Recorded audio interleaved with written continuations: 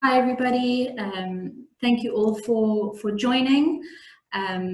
Very excited to have you all here for our first youth-based webinar.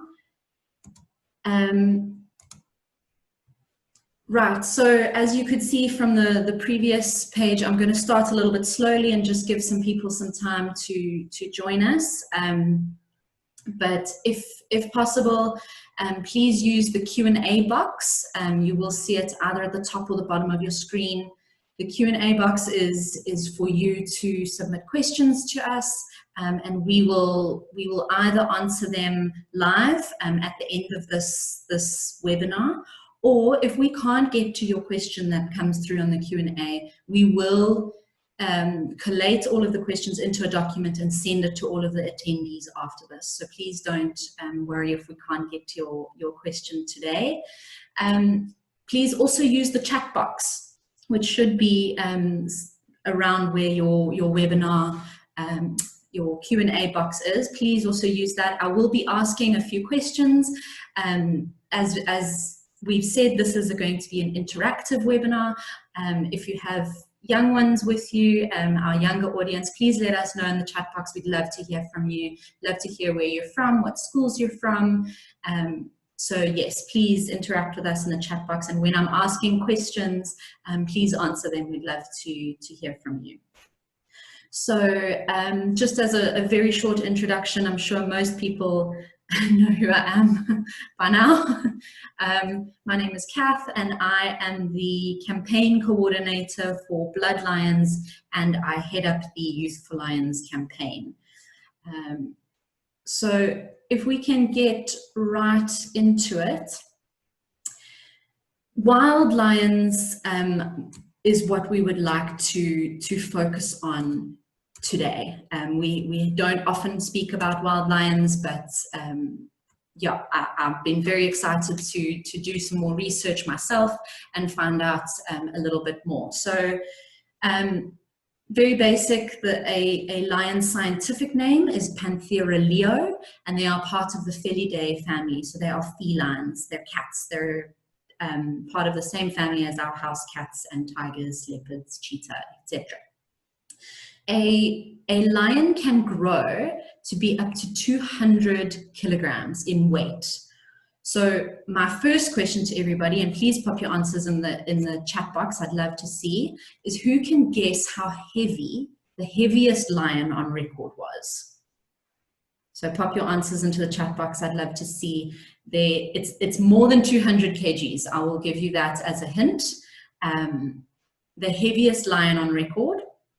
If anybody guessed, oh, there's very close, Grant. It was 375 kgs was the heaviest lion ever on record. So that blew my mind a little bit. That's quite large and in charge. A fully grown lion can also grow to be 120 centimeters tall at the shoulder. Okay, so if you have the means right now to stand up and measure where you think, so I think it's a meter and then 20 centimeters. So where you think 120 centimeters tall will be on your body. Mine's probably about here. I'm not the tallest person on the planet, so 120 centimeters is about here for me. So that's a lion's shoulder. Their head still comes higher. So I don't know who else out there who's listening, any more of our attendees can say, but I'm pretty sure that a fully grown large male lion would very much likely be almost taller than me. Lions in the wild are listed as vulnerable on the IUCN Red List. This basically means that they are not critically endangered, but they're also not completely safe. The IUCN Red List of Threatened Species is what they use to measure the conservation status of wild animals. They are only, I say only because they have declined slightly in the last 20 years, but there are 20,000 lions left in the wild today in 27 African countries. So these lions are only in 27 African countries, which is only 8% of their historical range, meaning where their habitat that they have lived in for history. They've lost 92% of their habitat. Did you know, if I can go to my next slide, did you know that in South Africa, we have almost 4 times more lions in captivity in the country than we do in the wild? So of the 20,000 lions in the wild in Africa, 3,000 of those are in managed game reserves in South Africa. So they are still wild, but they're wild managed. We currently have between 8,000 and 10,000, and even as much as 12,000 lions in captivity in South Africa. Lions in the wild live in families called prides, which I'm sure many people know. And lions living in the wild can live up to be up to 14 years old. So as I asked earlier, if we have any younger audience members listening in, is there anyone out there who's younger than 14 years old? Please let us know in the chat box. We'd love to hear from you. A lion's roar is what, there we have someone younger than 14. Welcome, thank you. Lions are the loudest of any of our big cats, and lions roar to tell other prides and other lions where they are in their territory. So can anyone guess out there how far away a lion's roar can be heard? Please let us know. I think most people who know about animals and about lions have an idea. I had an idea, but I got it wrong. So a lion's roar, thank you everybody. A lion's roar can be heard. I see some 5 kilometers in the answers. It's 8 kilometers away. And I think that's mainly for other lions. But yeah, so a lion's roar can be heard up to 8 kilometers away, which is amazing. It's, yeah, crazy to think about. Another little fact mainly for our younger audience, a female lion is called a lioness, and lionesses will often stay with their family pride for their entire lives. They don't leave the pride, they stay with their families, their moms, their aunties, their cousins. Male lions don't stay with the pride for their whole lives. They are often kicked out when they reach maturity, which is about 1 to 2 years old, sometimes 3 years old. The males are kicked out the pride, they leave, and they go and live on their own, or they form coalitions with other lions, other male lions in the area. Right, let's get into our comparison between lions in the wild and lions in captivity. Okay, so when a lion cub is born in the wild, their mom will leave the pride so that they can be born. Lionesses leave the pride and keep their cubs away from other lions for between 1 and 2 months. They do this for a variety of reasons. They do this to protect the cubs from predators, and they do it to protect the cubs from other lions. So male lions from a different pride, or who are not the father of those cubs, will kill cubs that they come across, especially if they're too small and not with the mother. So lionesses will hide these cubs in crevices, under rocks, in holes, and keep them there for 1 to 2 months. So my next question to everybody is, can anyone guess how long lion cubs nurse from their mothers, so drink their mother's milk in the wild? How long are they with their mom drinking mother's milk in the wild? It's a couple of months, but let's see, 2 months, not quite, a little bit longer than that. So lion cubs in the wild will drink their mother's milk, they'll nurse from their mom for up to 10 months. So it's almost a whole year that they will nurse from their mom.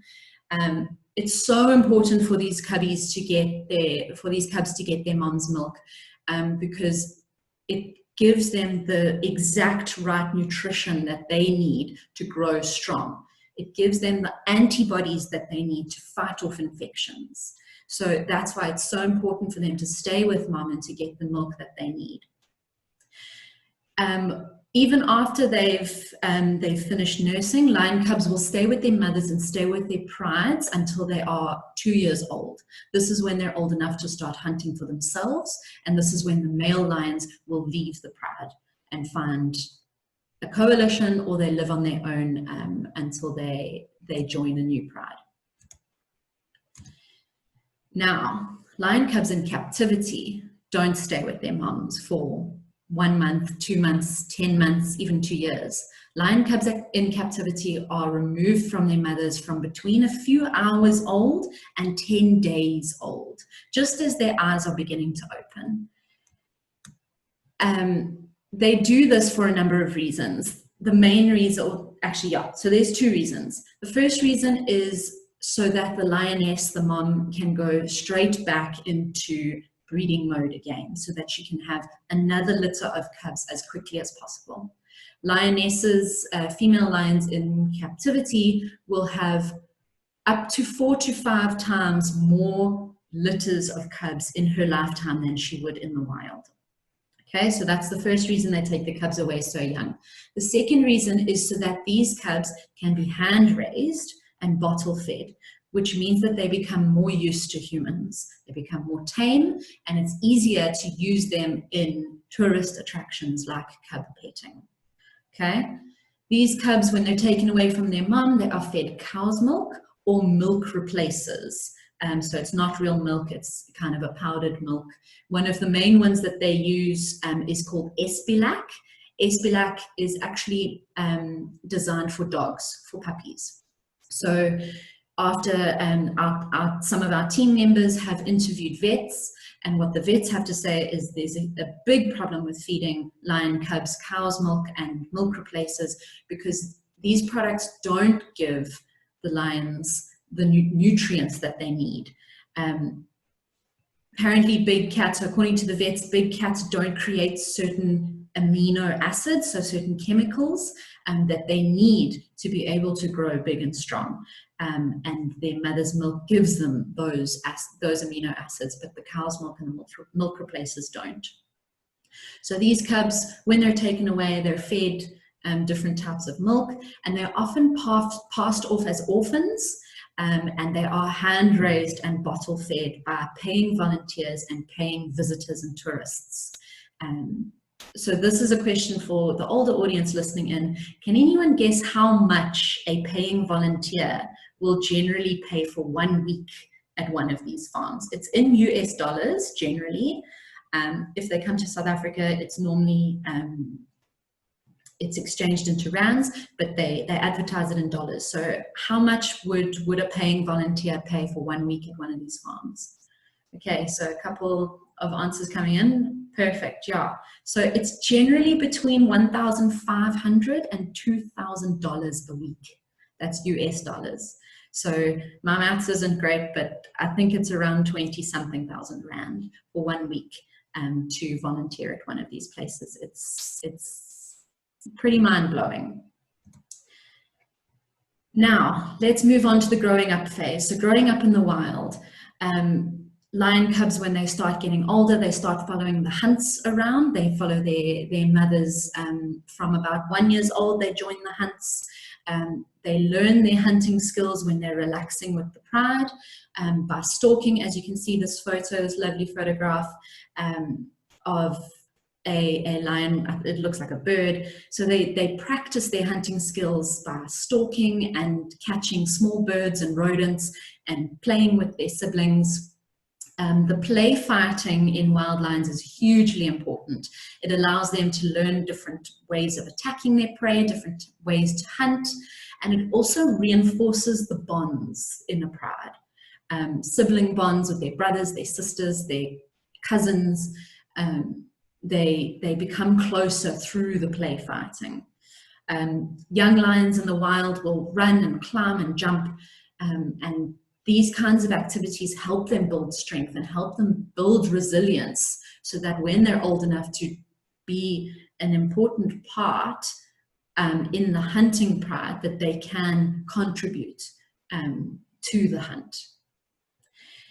Now, at the other side of the coin, growing up in captivity, these cubs are bottle fed from anywhere between a couple of hours and 10 days old.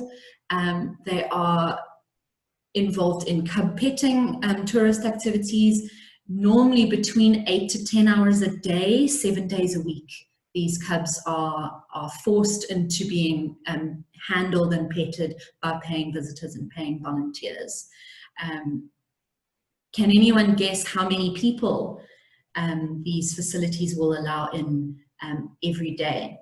It's a guesstimate of you know, based on experience and anecdotal evidence, but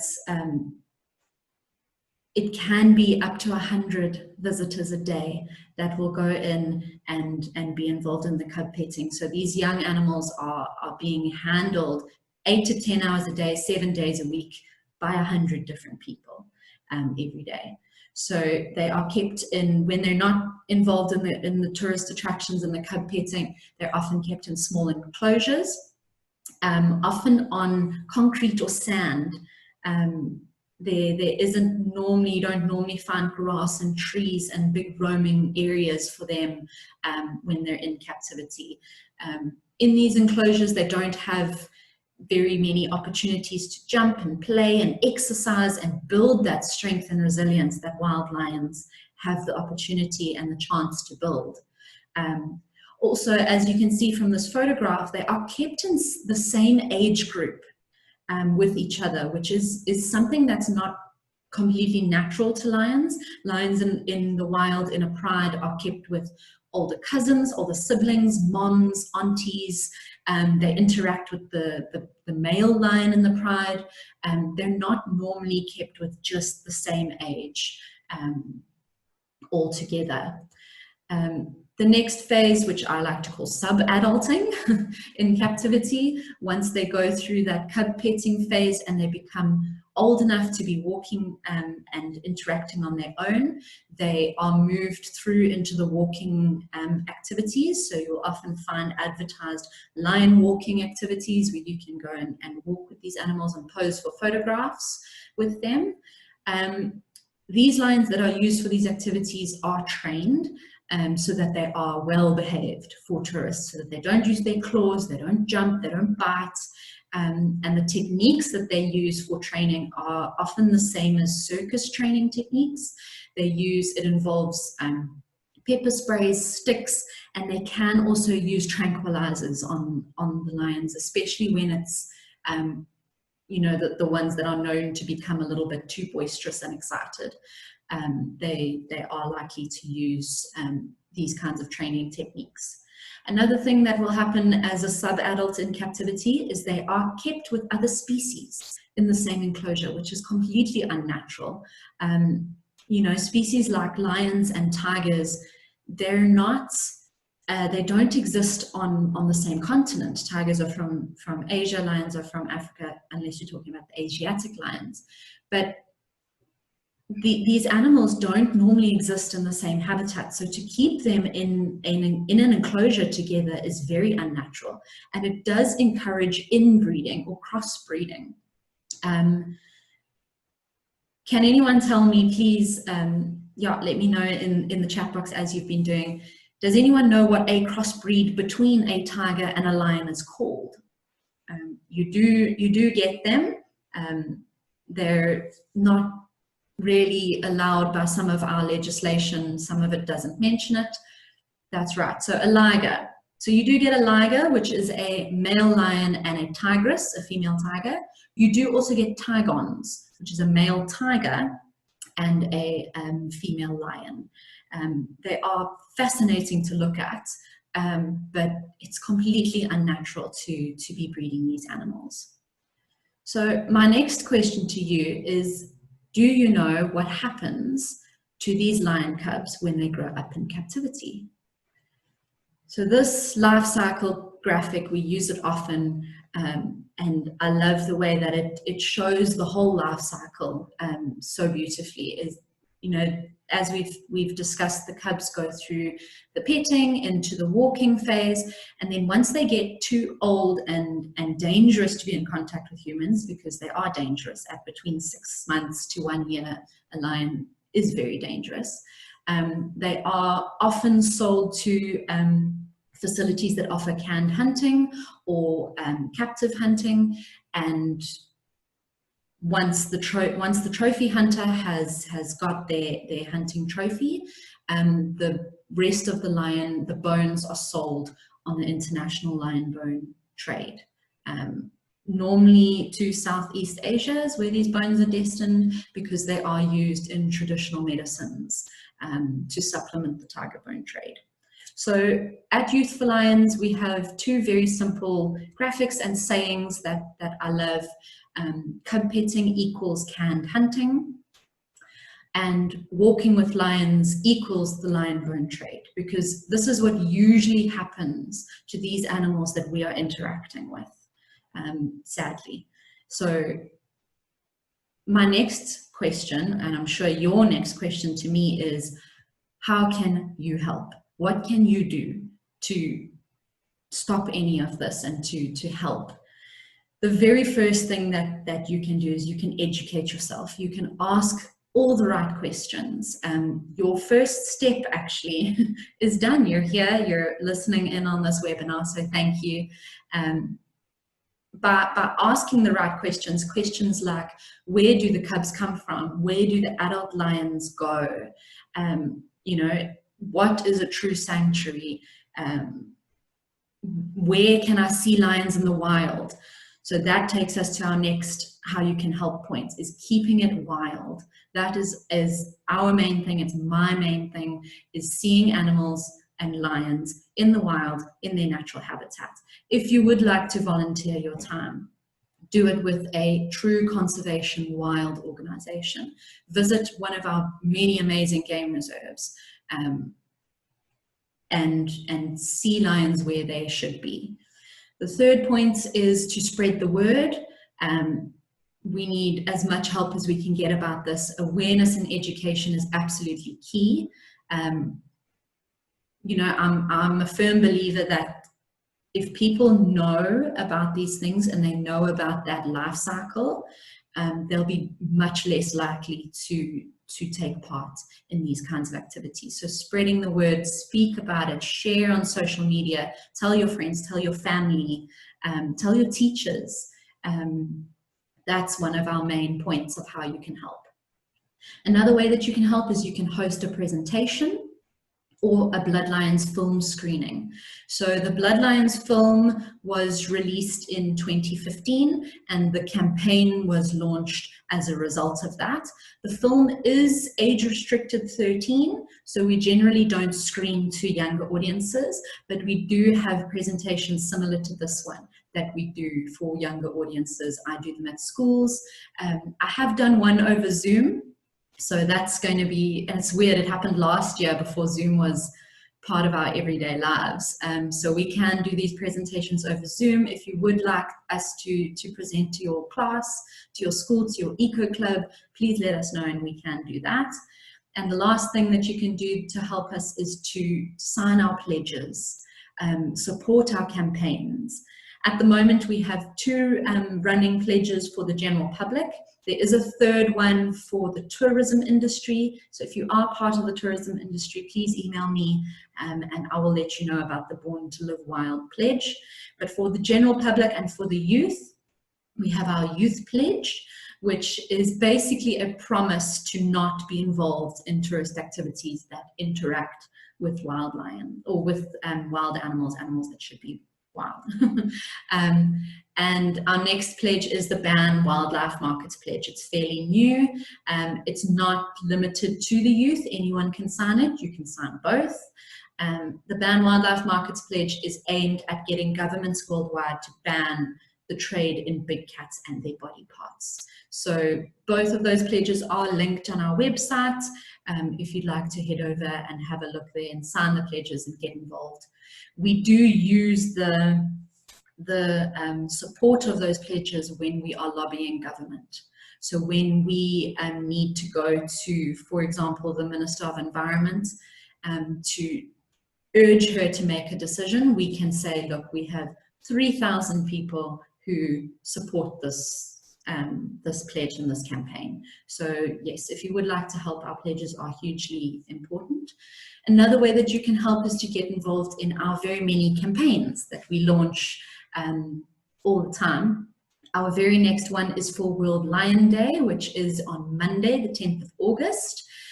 If you are active on Twitter, we are having a Twitter storm at 3 o'clock South Africa time, 3 p.m. If you're not active on Twitter, we've got something very exciting launching this weekend. I can't say too much about it because I want it to be more of a surprise for everybody. So please keep an eye on our social media because we will be launching a very exciting call to action for people to get involved and help us on World Lion Day.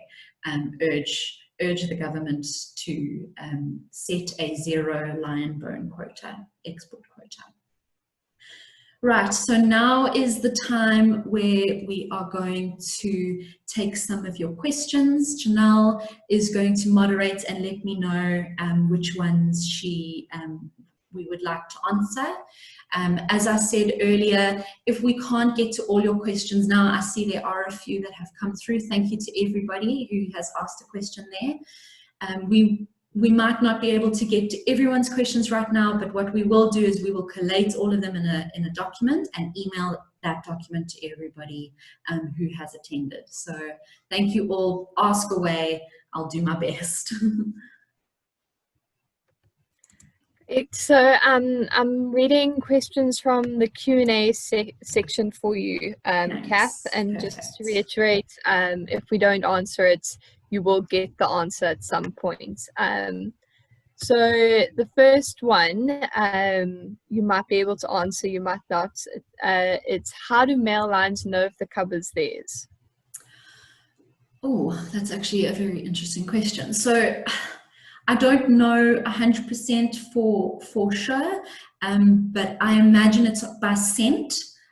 So they can smell you know, whether it's theirs or not. Lions do also, when they mate with a female, they mate for quite a long period of time and they stick together for quite a long period of time. So the chances of her having another lion's cubs are quite slim, I think, if they're born right after. I actually don't know how long the gestation period is. That's something very interesting that I should have looked up. Louise, I don't know if you know, or if anyone else knows for that matter, how long the gestation period of a lion is. But yes, so there we go, 102 to 110 days. All right, so there you go. So I think a male lion would recognize his cubs by scent. That's my best guess. The next question, Yogesh, let me know if you haven't, if you didn't get the answer from the presentation because Cath included it, but it was how long do lions stay with their mothers? I think you covered that one. Yeah, so they nurse from the mother, so they'll drink the mother's milk for 1 to 2 months. No, 10 months, sorry. It was 1 to 2 months they are hidden. 10 months they nurse. And they stay with the mother and stay with the pride for between 1 and 2 years. So when they hit 2 years old is when they will kind of go off on their own. And another one is, have any studies been done on the emotional impact on a lioness when her cubs are forcibly removed? I've read a pamphlet which seems to indicate that a venue offering cub petting has happy lions, happy families. I don't agree with that. Okay, so yes, there have been some very interesting studies. Let me think. So we did. I actually had a sound bite that I was going to include and I didn't today, from a vet, Dr. Peter Caldwell, who talks about the emotional impact and the psychological impact on the lioness of having her cubs ripped away from her, and apparently it is quite substantial. I don't know. I would also be interested to find out the scientific evidence about, you know, how that manifests. How does her behavior change? You know, I think it would also affect her chemically, because I think, you know, she would go through all these changes to be able to be a mother, and then to have those cubs taken away. All her hormones and her chemicals in her body wouldn't kind of agree with that. So yes, when we send the document with all the answers, is that from Charlotte? Yes, Charlotte, I'll do a little bit more research and I'll type some more of an answer in for you, because I'd also be very interested to find out. Could I maybe add something here, Yes, please, Lou. You can't see me, but that's okay. I think part of the problem is with a lot of our captive facilities that they're private facilities and they don't allow people to have access to do studies, to do research. So we actually have very little scientific research undertaken on these private captive facilities. So there's probably some research somewhere that maybe has been carried out in a zoo, but certainly from a South African point of view, unfortunately, very little scientific research is available. But yeah, I totally agree with what you're saying, Cath, in terms of the evidence and what vets are saying. It's the whole sort of hormonal changes that she goes through during a pregnancy, and then those cubs are taken away. So from that point of view, from the hormonal balance, it's, yeah, she's in dire straits, and then that's not done once, it's done over and over and over again. Sorry. Perfect. I'll Thanks, unmute Louise. myself again. So Louise is our campaign manager. She's always there to support us. The next one's from Sergio. How old are lions when they're used during walks with tourists? Thanks, Sergio. So I don't know for sure, but I think between 6 months and a year, they start using them for the walking, because they start growing quite big, and they're not young and cuddly and cute enough for the bottle feeding anymore. So I would imagine around that age. Next one is, what is canned hunting? Is this different to other hunting? Yes. Okay. So very good question. I didn't touch on that. So canned hunting or captive hunting is when it's normally captive bred lions. So these habituated lions are released into, I want to say, enclosures. They're quite sizey enclosures where cars can drive through, and they are hunted within a couple of hours or days of release by trophy hunters. The reason it's called canned hunting or captive hunting is because these lions cannot escape the hunter. It's fenced in, and it's different to other hunting. You get wild hunting, where these hunters will go into the wilderness of Botswana for 2 weeks and hike in the wilderness for 2 weeks and maybe get an animal, maybe get a hunting trophy. Canned hunting, captive hunting is generally guaranteed. So they will advertise, and you can often pick it out. They'll advertise and say 7-day stay, big 5 guaranteed. And you can go and stay at these places, and that your animal, that whatever you are looking for, is guaranteed. It's generally done with lions. So yes, that is captive hunting. I hope that answers the question. The next one is from Liam, who's 12 years old. Is canned hunting legal in SA? Yeah. Yes. So good question. Very good question. So they don't call it canned hunting. They like to call it ranched hunting at the moment, because canned hunting or captive hunting is frowned upon. So it's not illegal. Certain provinces have different laws about when to release the lion. I think the shortest time I can't remember the province, but the shortest time is about 48 hours, 24 to 48 hours that they release this lion in this area, and 48 hours later the hunter is allowed to come and hunt them. So it's called ranched hunting, where these animals, they know that the animals are bred in captivity, they're not wild. So yeah, it's not legal, but it's also not illegal. There we go. So Northwest Province has the shortest release time of 96 hours. I think that's changed a little bit since I last did my canned hunting research. So it's frowned upon, but it's not quite illegal yet. So another one, can you tell us a bit more about what happens to the lion bones when they're killed?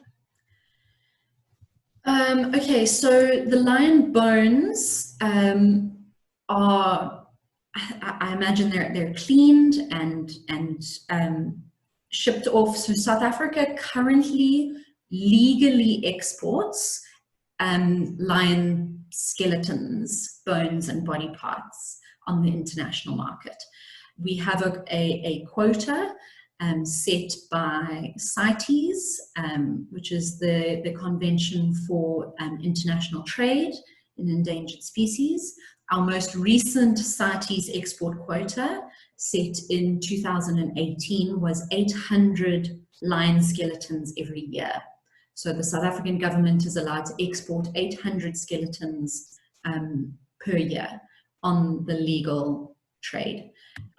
So these bones are destined for Southeast Asia, where they are supplementing the tiger bone trade. And tiger bones are used in traditional medicine.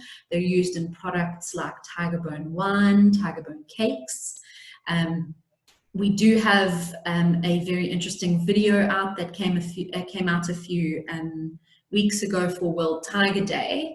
It is on our Facebook and our YouTube channel, so it's not 100% aimed for very young kids, children, so I would just, you know, just be advised, but it is very educational about how the South African breeding industry, captive breeding industry, is feeding into that international trade in tiger bones.